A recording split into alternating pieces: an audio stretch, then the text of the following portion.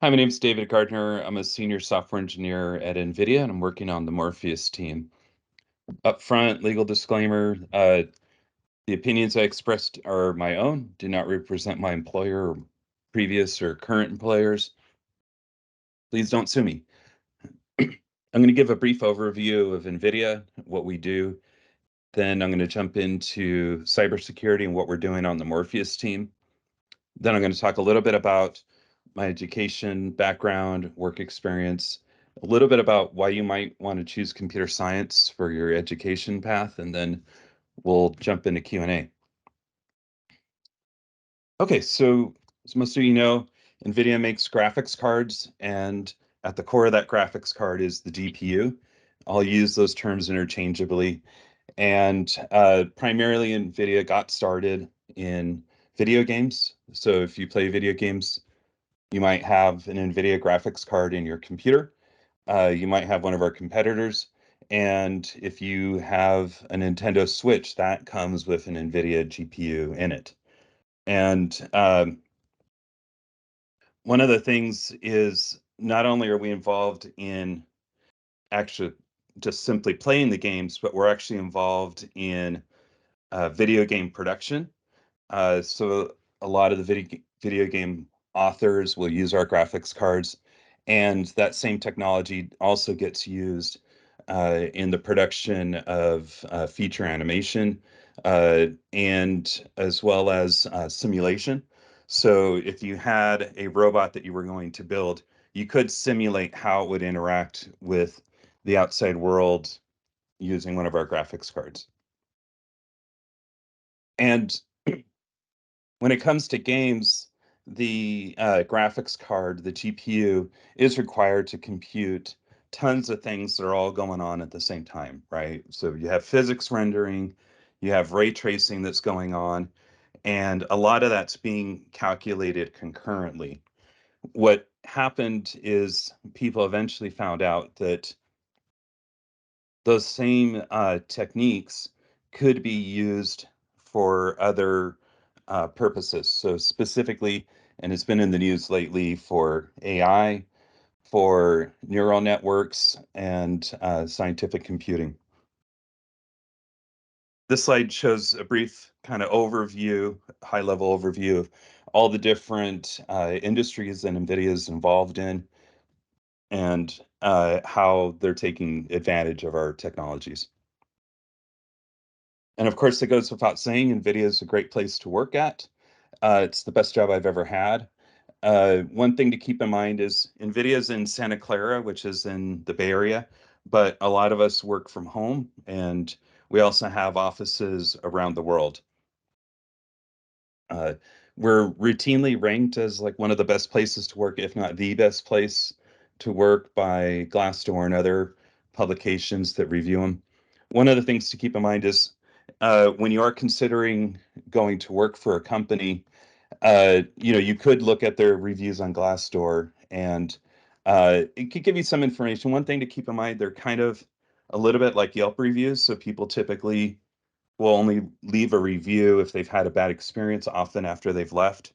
But one thing to look at is if you look at the recent listings, if there is like a clear, consistent pattern, that is something to keep in mind. But NVIDIA is a great place to work.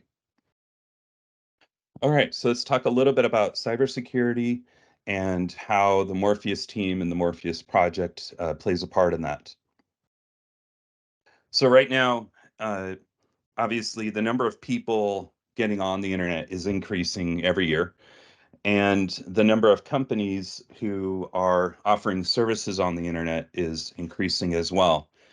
And as that happens, corporate IT networks, computer systems are growing, and they're producing several terabytes of data, if not zettabytes daily.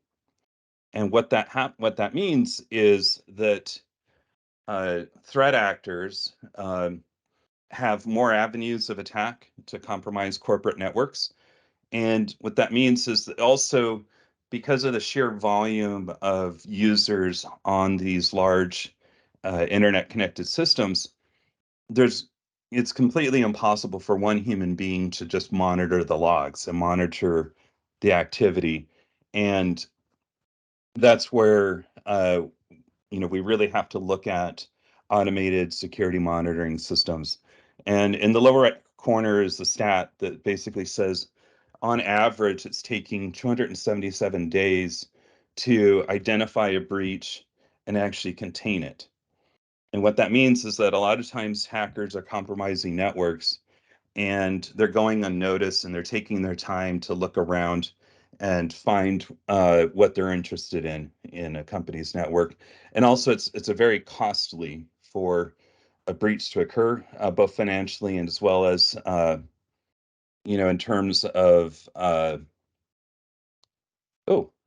at a little bit of a loss right now. In terms of reputation, could be harmed as well. So if you look at the little diagram on the lower left-hand corner, a lot of what we're doing is we're ingesting logs from a system that's being monitored by Morpheus, and we're performing inference requests against an artificial intelligence model to try to find anomalous patterns, anomalous behavior that could be happening in a network. We have several use cases for Morpheus. Uh, one of them is this one in the center. So phishing detection, that's something we're all familiar with. We receive an email, it has some kind of link or some kind of download trying to trick us into clicking on something. Another one is what we're calling our digital fingerprinting.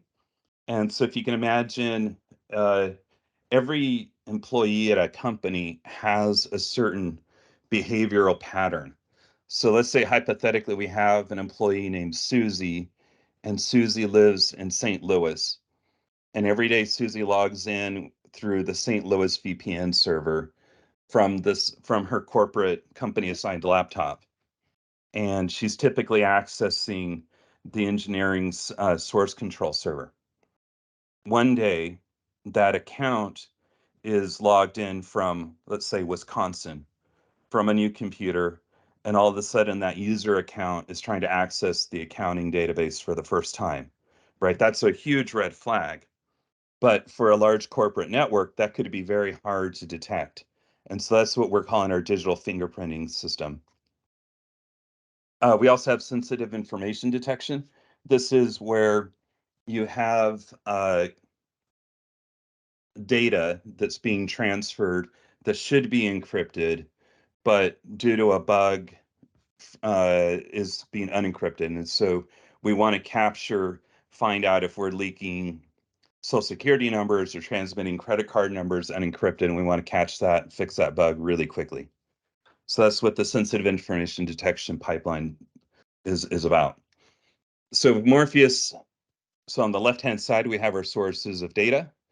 We pull it in. We usually perform some kind of pre-processing. Then we do an inference. So inference is when you make a request against an AI model, and that AI model is going to return to us typically a probability score. And it'll basically say, this is anomalous with 90% confidence. So we're pretty sure something really bad's happening. And if something's normal, it'll give it a really low score, like 10%.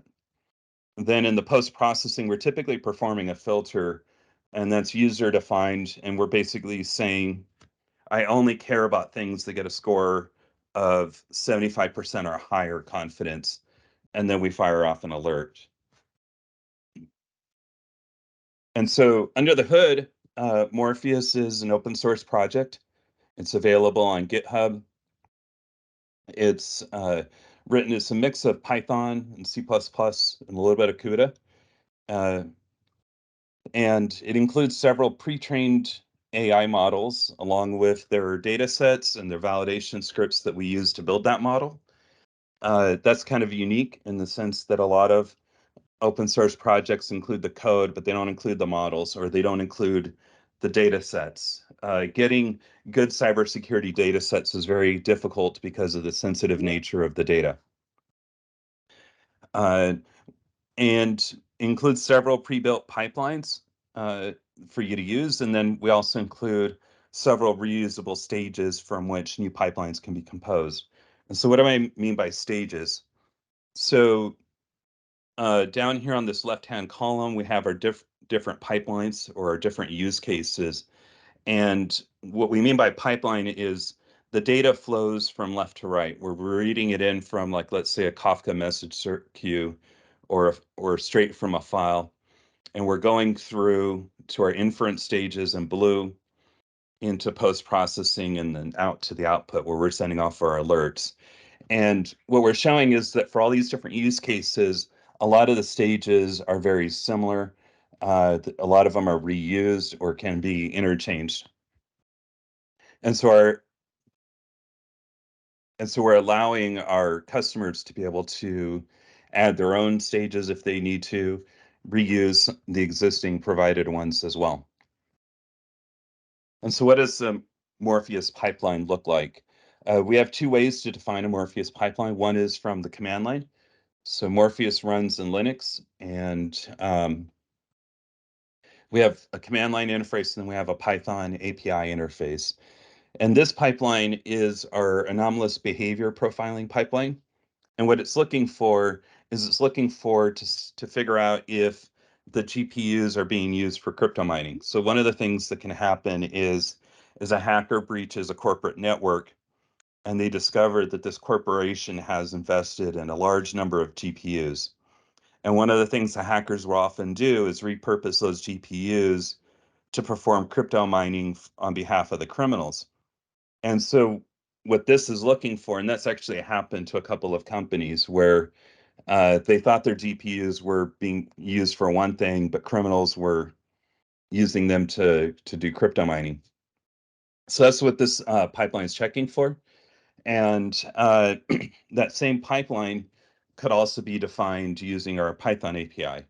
And so if you see up here, there's a little more config boilerplate code, but down here where we're adding the stages, they're basically the same stages we were adding from that command line interface. So we say what pipeline we want to run. We define a from file stage, then we're going to deserialize, perform some pre-processing, send it off to our inference server. And this is the name of the model we're going to inference against, and this is the URL of the server. And in the Python API example, we're doing the same thing, right? We're reading in from the same file source, deserializing, pre-processing, and then we're sending it off to our inference server, and that's here. And this add classification stage is basically taking the inference results and basically applying a yes or a no. Is it mining? Is it not mining? Morpheus itself is, as a Python API, generally runs in the background and doesn't really produce a lot of output. We don't really have like a GUI for it. For one of our pipelines, we actually did build a user interface for it. And not really an interface, sorry. It's more like a dashboard to allow somebody to monitor the process. So in this case, what happens is on the left-hand side, we have a column of users, and each hexagon represents an event, and the gray ones are normal behaviors, and the red ones represent anomalous behavior. So I have a little bit of a demo I'm going to show right now. Let's see. These hexagons represent the network traffic of a 25,000 employee global company. Traditional cybersecurity focuses on pattern and threshold-based alerting, while identity-based attacks revolve around identifying anti-patterns. Detecting these deviations in 900 terabytes a day is extremely difficult. Here, a recently compromised user account starts performing highly atypical yet still permissible enterprise actions. Traditional security methods do not trigger an alert. This single compromised account then pivots to expand access and to make it harder for defenders to eliminate. Eventually, a traditional alerting mechanism triggers and the security team promptly shuts off access. But not before company operations are impacted. Valuable IP, only representing an easily concealed 0.1% of the daily traffic volume, was already compromised and shared with the world. Clearly, traditional mechanisms were not sufficient. What if the enterprise had deployed Morpheus? With the Morpheus digital fingerprinting workflow, every network event is scored, organized by user, and prioritized in near real time. From hundreds of millions of events a week, a security analyst now sees the top 10 potentially actionable alerts and, crucially, detailed context that determines effective next steps. Let's rewind that previous scenario and see what happens this time. With this massive data reduction and contextualization from Morpheus, anti-pattern behavior is quickly surfaced. The initial compromised accounts are promptly shut down before substantial pivoting occurs. Breach response is reduced from weeks to days, and what could have been a massive incident is stopped before significant damage occurred. The original scenario wasn't just inspired by real events, but illustrates the actual breach that happened to Nvidia in early 2022. Morpheus is able to quickly detect such specific anomalies because digital fingerprinting learns the typical network behavior of organizations' users, systems, and applications. The fine-grained models are tuned to each individual, like a fingerprint, mapping how they interact day-to-day with complex enterprise infrastructure. Available on Nvidia NGC and GitHub, Morpheus also runs in all major clouds. You can also get immediate short-term access to pre-built use cases and pre-trained models, including digital fingerprinting on Nvidia Launchpad. Okay, so I was going to switch a little bit to talking about my education background, how I got to where I'm at now working at Nvidia. I've been at Nvidia for just a little over a year and a half, so not too long, but not too short either. Uh, I did get a degree in computer science, although I went the community college route immediately after high school. So I didn't get very good grades in high school, and that's why I went to community college. Uh, I worked my way through college, so it has pros and cons. I worked as a PC tech, just repairing computer systems at a local software company in the area. And there's some real pros and cons with that. The pro is that I finished school without a lot of debt, and I also gained a lot of valuable experience that I still use today, because when you're trying to fix a computer, you're troubleshooting and you get experience troubleshooting and working with operating systems. And even though it's not quite the exact type of work I do today, troubleshooting experience is still troubleshooting experience. So whether it's a bug in a piece of code that I or my teammate wrote, or it's just troubleshooting a problem, it all helps. So you gain experience that way. The downside, obviously, as you look at the number of years they went to school, is it takes a whole lot longer. One thing to keep in mind is you don't need to go to an elite university. So uh, when you do get to the age where you start looking at what universities you might want to attend, one thing to keep in mind, we're in the LA area. There's lots of good, affordable Cal States in our area. And so obviously, if you do get an awesome scholarship and you do get an opportunity to go to an elite school, by all means go. But don't think that like you're not going to be able to achieve your goals if you don't get in at one of those big schools. And so why choose computer science? For me, it's something I really enjoy. When you study computer science, the focus is on software engineering, so basically coding, and you're learning some of the theory behind it. And generally, the course of study focuses on one or two programming languages, and it served me well, and it's offered me a lot of opportunities. Uh, and so I guess the big question would be, why not study computer engineering? And the real answer is my school didn't have a computer engineering program. They had a computer science program. I probably would have considered computer engineering if that was available. And if you're wondering what the difference is, computer engineering is focused a little more on chip design. Obviously, NVIDIA will hire people with computer engineering. So the question is like, do you want to build the next GeForce GPU, or do you want to write the code that runs on that GPU? And that's kind of the decision there.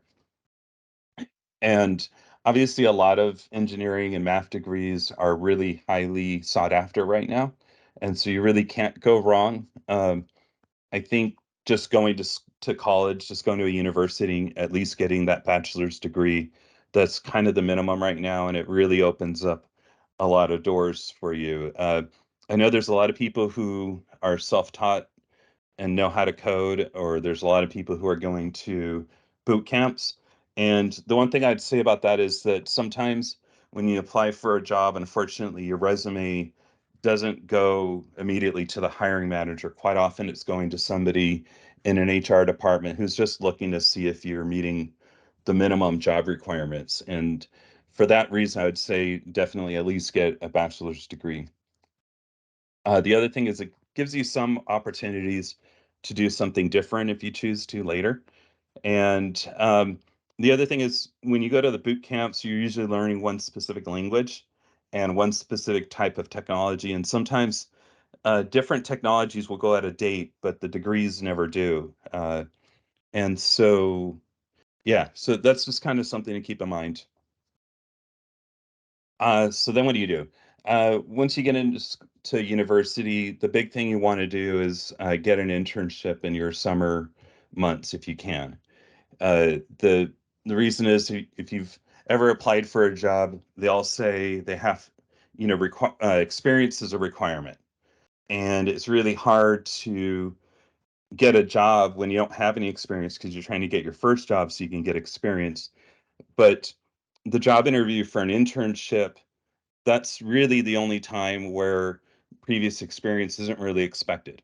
And actually, if you're competing on a robotics team, then you already have some experience, even if it's not like paid job experience, but that's really going to help you stand out as a candidate.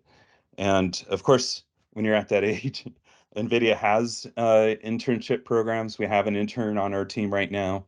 And a lot of times when you do get that internship, if you do well on your internship, a lot of interns are offered uh, job opportunities when they graduate as a senior. So my work experience is a little interesting. When I finished school, I actually did full-time volunteer work for 4 years. I worked at a soup kitchen on LA's Skid Row, and it was fun. I basically cooked a lot of soup for 4 years, and I worked for room and board. And it was, kind of one of those things again where your degree doesn't ever expire. And so even though I didn't work in my field for 4 years, it didn't really stop me uh, once I wanted to enter into the workforce. After I left that, I got a job as a system administrator, at a small finance company. They probably don't want me mentioning them, and they don't need to be mentioned. But I did that for about a year, and it was cool. Uh, one thing that's interesting is I worked there, and we were working with database systems, and one in particular was called PostgreSQL, and that's what led me to my next job at the Jim Henson's Creature Shop. And that job was primarily coding in Python. And even though I didn't know Python, part of that job requirement was knowledge of PostgreSQL, and so I was able to exercise that knowledge that I had to get in at Jim Henson's Creature Shop. And so even though I didn't have any actual Python experience, I was able to show, I did have the degree and I did have experience working with Postgres. And the person making the hiring decision was willing to take the chance on me. So I spent about 3 years there, and I worked on a animated preschool show called Sid the Science Kid. It was on PBS. I think it's still on PBS actually. And I did that for about 3 years, and my experience there led me to my next job, which was at DreamWorks Animation, where I spent 10 years. And so one thing to keep in mind is like a lot of times one opportunity leads to another opportunity, and you don't know who you're going to work with in the future, and a lot of times you might even work with the same people over again. At DreamWorks, I worked on uh, basically every animated feature produced in those years, so from Madagascar 3 up to Bad Guys. And what I was primarily working on is the software rendering system. So if you can imagine what's on an artist's screen while they're doing their work, going from that to the final image that's on the movie screen, that process is called rendering. And I didn't work on the renderer, but that process takes quite a long time. And so what an animation studio will do is they'll have a large bank of computers down in the basement somewhere, and they'll call that their farm or their cluster, their compute cluster.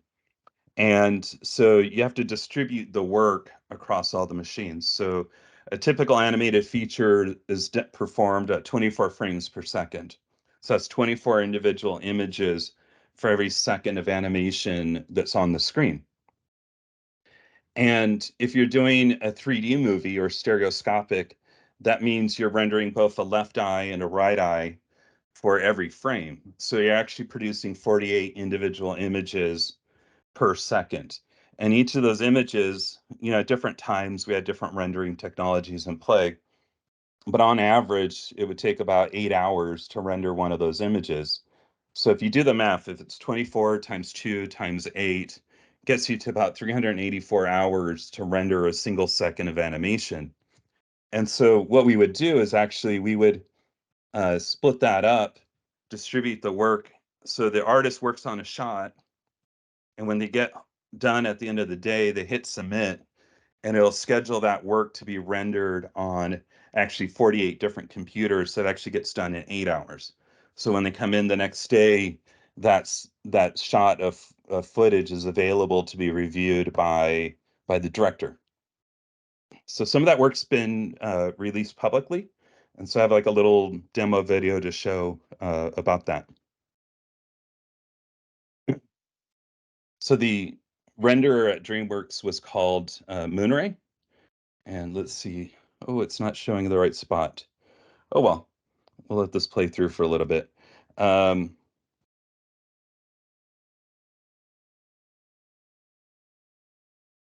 see.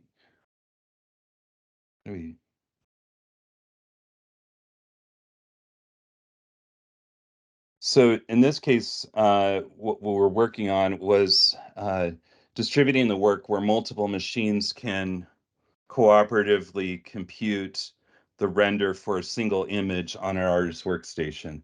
So it's a little bit different than the overnight batch process, but in this case, we have an artist, they're working on a character. In this case, it's Poppy from the Trolls franchise, and they have 32 different computers cooperatively rendering to facilitate this one artist workflow.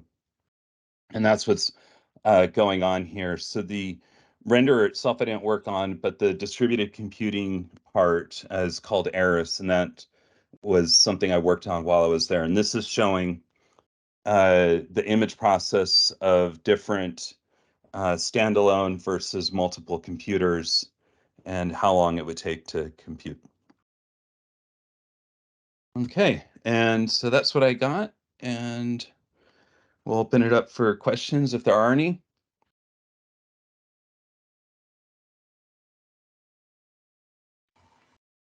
I just wanted to say that my son Zach and I are big fans of Sid the Science Kid, so we appreciate you are. He's outgrown it now, but he used to think it was pretty great. All right. But I was just curious, kind of a trivia question, really. Sure. Is the Morpheus software named after the character from The Matrix? You're talking about a copyrighted character in a movie. There's a Greek deity, I think, is where the name comes from. So no relation, So certainly. I am bullet dodging that question. Like Sorry, I didn't like mean to Neo. get you in trouble. There's a lot of Matrix jokes at work. There's a lot of references to the movie.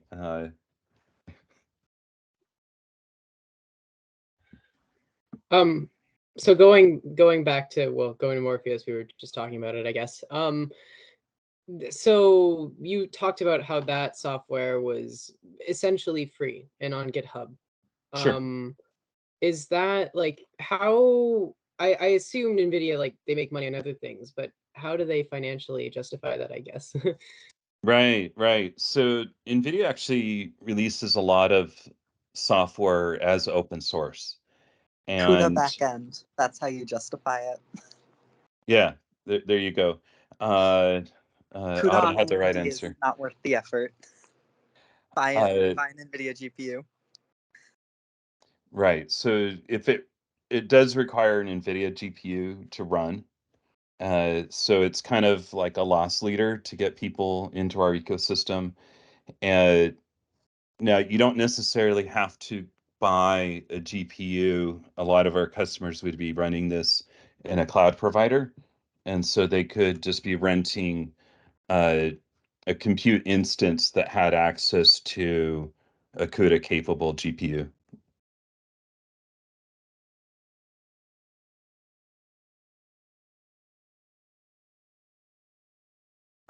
With Morpheus and fingerprinting individuals, essentially, right? Right. How much data does it take before you can build a kind of viable fingerprint per user? Like, will newer users be more likely to be flagged or less likely to be detected because they're less defined? Right. That's a good question. So there's two answers. One is that it is a configurable. There's a min history requirement before it wants to build a model for an individual user. And then what we do is we take the collective activities of all users and we'll train a generic user model that gets used as a fallback for a new hire employee that doesn't have enough data produced for them. One thing to keep in mind with the digital fingerprinting is we're also fingerprinting applications as well. So if you think about like a web server or an email server, those are still active and running with privileges in your network.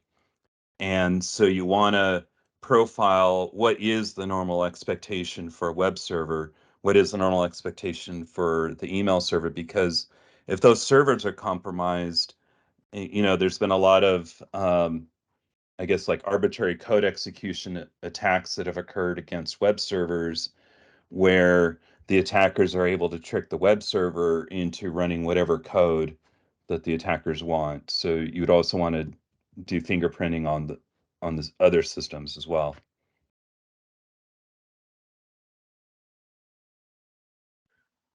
I was curious for somebody who's exploring a career like yours. Say sort of what does a day in the life look like? What's a day look like working at Nvidia? Sure. So, well, I work from home. Actually, all the people on my team all work from home, and we all work in different time zones as well. So generally, we typically set our own hours, and we just have to be there for our meetings. But myself, I start at 8 o'clock. I finish at 5. And I have assigned tasks. You can actually see them in GitHub if you just click on the issues, and there's some that are assigned to me. Generally, I work on them and I open up pull requests, and my tech lead reviews them. The team will review them. We do peer reviews on our code. We do code reviews. So somebody else on the team has to approve it before it gets merged in. And at that point, I move on to the next task.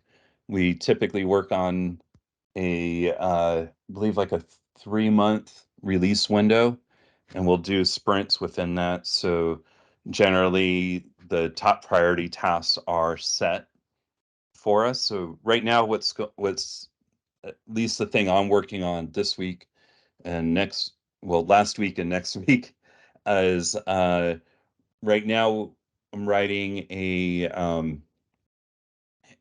REST-based source. So right now our data sources are primarily a Kafka message server or file-based or pulling from an S3 bucket. We're adding a new one where it'll spin up a little web server, and so you can have an external service perform HTTP posts against it to feed data. And then I also wrote another one that would instead reach out and perform HTTP GET requests against an external web API. So that's just one thing I'm working on. And because it's on GitHub, it's all out in the open, so people can watch me write bugs, I guess, if they're really curious. But that's a typical day. We'll have meetings. Sometimes I'm asked to look into other people's code and review it if it's a part of the code base that I'm a little more familiar with. I'm pretty heavily involved in our unit tests that we write, as well as the documentation for our team. Yeah, that's like just a typical day, and it's pretty relaxed, right? Like don't have a lot of distractions, and yeah, it's I really enjoy it.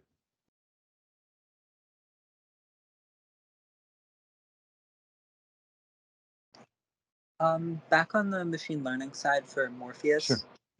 are you guys basically generating a completely general user model that you then transfer learn per organization and then transfer learn again per user? Or are you slowly generating a model per organization instead? Okay. Just the That data was requirements without transfer learning get insane from experience. right. So, right. Let me see. How do I? What's the? So the general philosophy is that we're hoping that the users will, because the users know their own networks better than we do, and they know their use case better than we do. And so the general expectation is that the users will want to train their own models and not use one of ours. And they might use one of our training scripts as a starting point to, figure out where they want to go with it. I think as far as kind of the other part of your question, one of the things that we're working on right now is the ability to uh, be performing simultaneous training as at the same time that we're doing inference. So doing training and inference on the same data as it's coming in. For that, we're typically using either a combination of MLflow or the Triton Inference Server, which is another NVIDIA product, to deploy our models into. If that makes sense. I'm not sure if I answered that question properly. Well, that helped with understanding the solution being implemented. Yeah, and so specifically with the digital fingerprinting is we're keying off of a user ID and fetching it out of MLflow. That helps.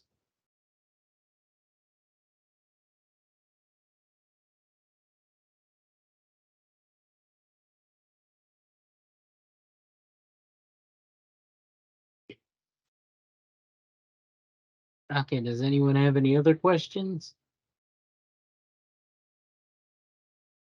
That's interesting. I didn't think Autumn, it sounds like you're already getting into machine learning and training your own models.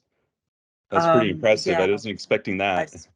I spent the robotics build season doing custom model architectures for UNets Okay. for high-speed heat mapping to then do key point extrapolation on the cones this year to then run PNP solve on them, then localize to the bot, reproject to the world, and feed into an inverse kinematic system, which then feeds into a pathfinding system to get automatic pickup anywhere in the field. Okay. I'm not sure I tracked all of that. Uh, but is this for like self-driving, like Pathfinder? Yes, Okay. both. We did a lot on, well, I ended up doing it on detecting bots, but also detecting the different pieces in the field this year, and then Okay. how to localize them accurately beyond just, hey, they're this way to the camera, but where exactly are they for our path Okay. generation models, for targeting systems and everything. Cool.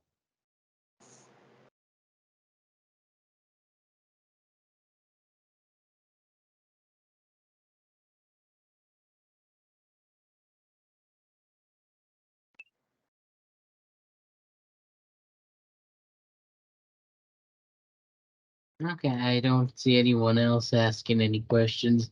Is there anyone else from our team that has a question to ask?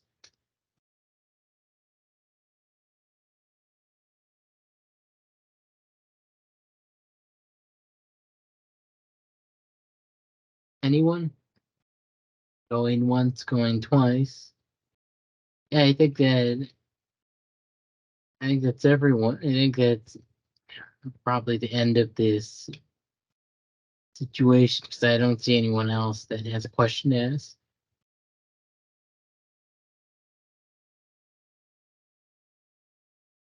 And okay, yeah, I think that's the end of this. I want to thank David again for coming to speak to the team and taking time out of his busy schedule to come and talk to us. Thank you. Thank you.